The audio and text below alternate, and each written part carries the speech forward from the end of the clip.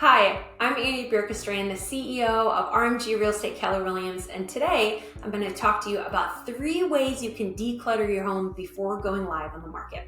All right, so you're getting ready to sell your home and you take a look around and your house is full of stuff and your agent comes in and says, please declutter. It definitely will help us get a better offer on your home. Here's how you do it.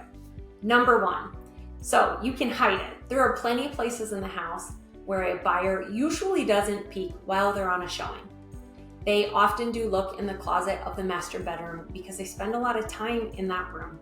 So make sure that you don't hide it there.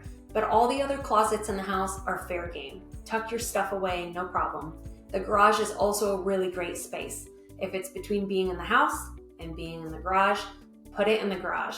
Just try to put it in the middle of the garage so they can still see how large that space is. Number 2. Storage unit. This isn't a super popular option because it costs a little bit of money, but here's the deal.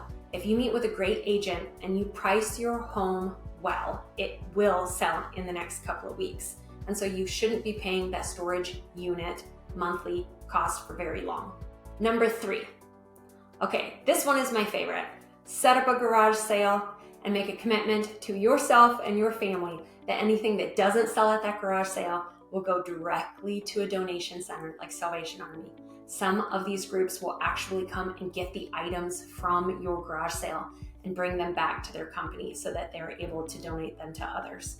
My name is Annie Birkestrain, the CEO of RMG Real Estate Keller Williams. I'm excited that you're getting ready to sell. Let us know how we can help.